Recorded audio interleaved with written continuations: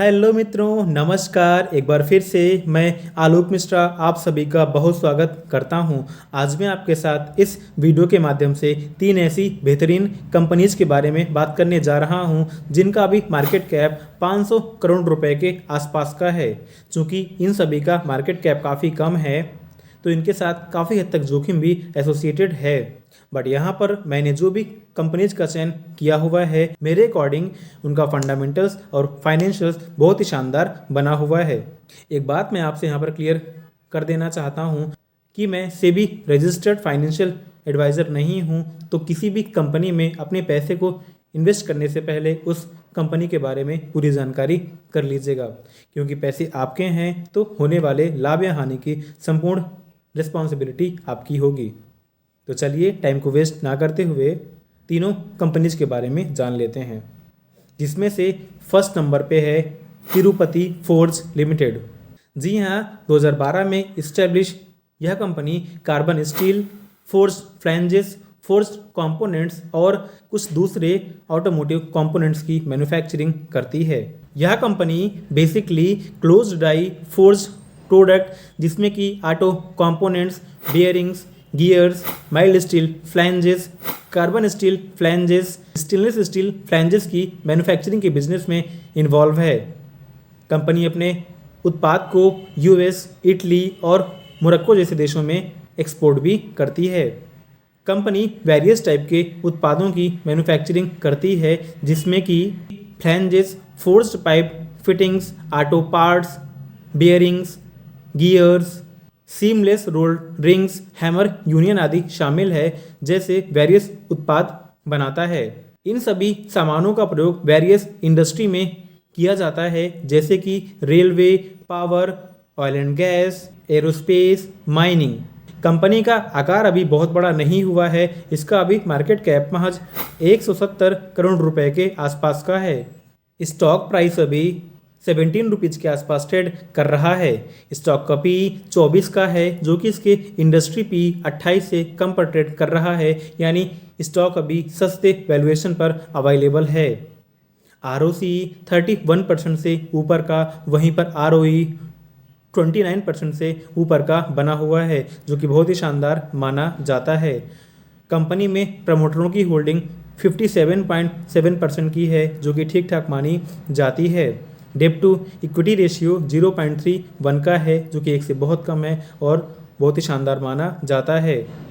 पिछले 5 साल के एवरेज सेल्स ग्रोथ 34% से ऊपर के, वहीं पर पिछले 5 साल के एवरेज प्रॉफिट ग्रोथ 42% से ऊपर के बने हुए हैं, जो कि छोटी कंपनी के लिए बहुत ही शानदार माने जाते हैं।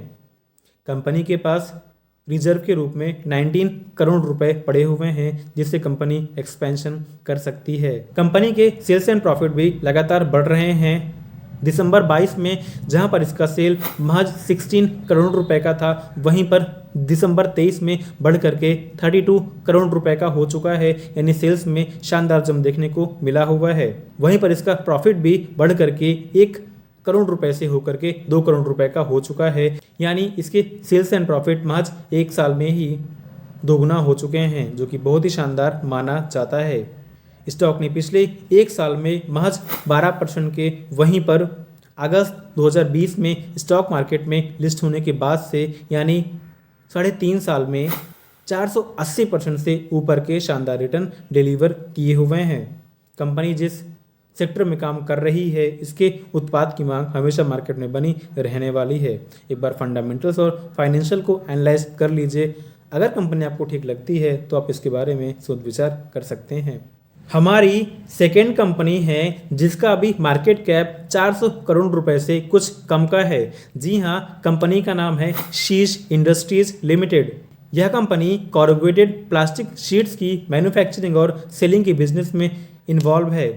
इस प्रकार की शीट्स का प्रयोग एग्रीकल्चर, इंफ्रास्ट्रक्चर, पैकेजिंग, प्रिंटिंग और कुछ मेडिकल इक्विपमेंट के बनाने में किया जाता है।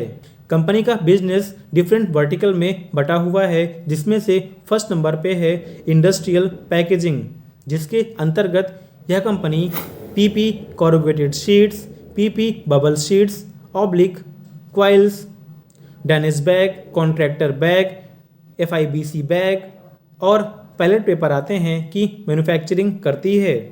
सेकेंड नंबर पे है PP/PE woven products. Third number पे है थर्मल इंसुलेशन प्रोडक्ट, जिसके अंतर्गत कार्मिका सुपर और कार्मिका प्रीमियम आते हैं कि मैन्युफैक्चरिंग करती है। इसके अलावा कंपनी वेरियस कंज्यूमर प्रोडक्ट, जिसमें कि टैंक गार्ड और फ्रेश फूड पैकेजिंग आते हैं कि बिजनेस में इन्वॉल्व है। यानी कंपनी प्लास्टिक से जुड़ी हुई वेरियस चीज़ों की मैन्युफैक्चरिंग करती है, जहां से आप काफ़ी अच्छा रेवेन्यू जनरेट कर पाती है। कंपनी का आकार अभी बहुत बड़ा नहीं हुआ है। इसका अभी मार्केट कैप महज 387 करोड़ रुपए के आसपास का है। स्टॉक प्राइस अभी 110 रुपए के आसपास ट्रेड कर रहा है। स्टॉक का PE 53 का है, जो कि इसके इंडस्ट्री PE 33 से हल्का सा ज़्यादा है, तो आप चाहें तो इसमें वेट भी कर सकते हैं। ROCE 28% से ऊपर का, वहीं पर ROE 25% से ऊपर का बना हुआ है, जो कि बहुत ही शानदार माना जाता है। डेट टू इक्विटी रेशियो 0.24 का है, जो कि 1 से काफ़ी कम है और काफ़ी शानदार माना जाता है। कंपनी में प्रमोटरों की होल्डिंग 66.8% की बनी हुई है और प्रमोटरों ने इसमें अपने स्टेक को 0.34% से बढ़ा दिया है। यानी प्रमोटरों का अपने कंपनी में विश्वास लगातार बढ़ रहा है। स्टॉक का फेस वैल्यू अभी 10 का है, यानी कंपनी अपने स्टॉक को फ्यूचर में स्प्लिट भी कर सकती है। इसके सेल्स एंड प्रॉफिट भी लगातार बढ़ रहे हैं। दिसंबर 2022 में जहां इसका सेल 14 करोड़ रुपए का था, वहीं एक साल बाद यानी दिसंबर 23 में बढ़ करके 24 करोड़ रुपए का हो चुका है। वहीं पर इसके प्रॉफिट में भी शानदार जंप देखने को मिला हुआ है, जो कि 82 लाख रुपए से बढ़ करके 1 करोड़ 53 लाख रुपए हो चुका है। यानी इसके सेल्स एंड प्रॉफिट हर साल बढ़ रहे हैं। स्टॉक ने पिछले एक साल में 78% से ऊपर के, वहीं पर पिछले 5 साल में 1680% से ऊपर के शानदार रिटर्न डिलीवर किए हुए हैं। यानी 5 साल पहले आपके इन्वेस्ट किए हुए 1 लाख रुपए की वैल्यू आज 17 लाख रुपए हो चुकी है। कंपनी बहुत ही शानदार है और जिस फील्ड में काम कर रही है, इसके उत्पाद की मांग मार्केट में बनी रहने वाली है। अगर आप चाहें तो एक बार इसका फंडामेंटल और फाइनेंशियल देख लीजिए। अगर ठीक लगती है तो आप इसके बारे में सोच विचार कर सकते हैं। हमारी तीसरी कंपनी है ग्लोबल एजुकेशन लिमिटेड। 2011 में इस्टेब्लिश इस कंपनी का हेडक्वार्टर मुंबई में है। यह कंपनी एजुकेशनल सर्विस और कंसल्टेंसी सर्विसेज प्रोवाइडर कंपनी है।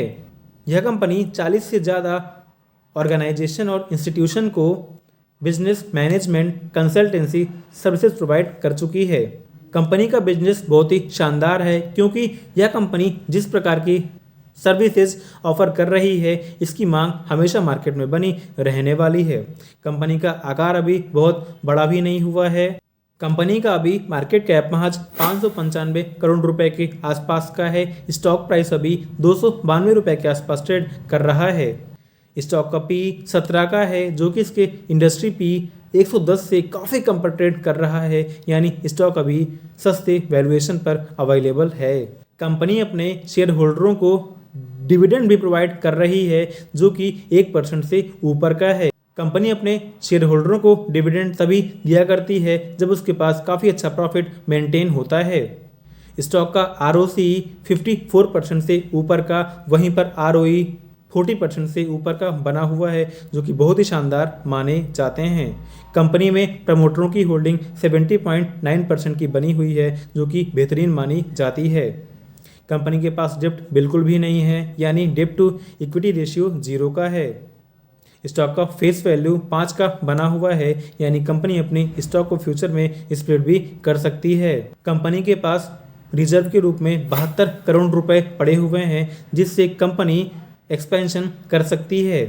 कंपनी के पिछले 5 साल के एवरेज सेल्स ग्रोथ 14% से ऊपर के, वहीं पर पिछले 5 साल के प्रॉफिट ग्रोथ 29% से ऊपर के बने हुए हैं, जो कि बहुत ही बेहतरीन माने जाते हैं।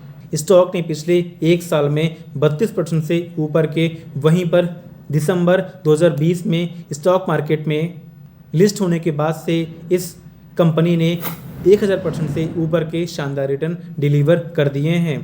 कंपनी को मार्केट में अभी लिस्ट हुए महज 3 साल ही हुए हैं और इसने 3 साल में ही इन्वेस्टर के पैसे को 1 लाख रुपए से लगभग 11 लाख रुपए बना दिया है।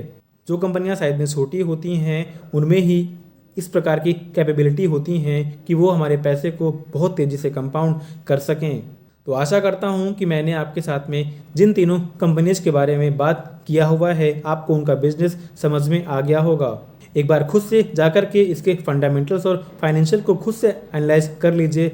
अगर कंपनी आपको अच्छी लगती है तो आप इसके बारे में सोच विचार कर सकते हैं। हालांकि पैसा आपका है तो होने वाले लाभ या हानि की संपूर्ण रिस्पॉन्सिबिलिटी खुद की होगी।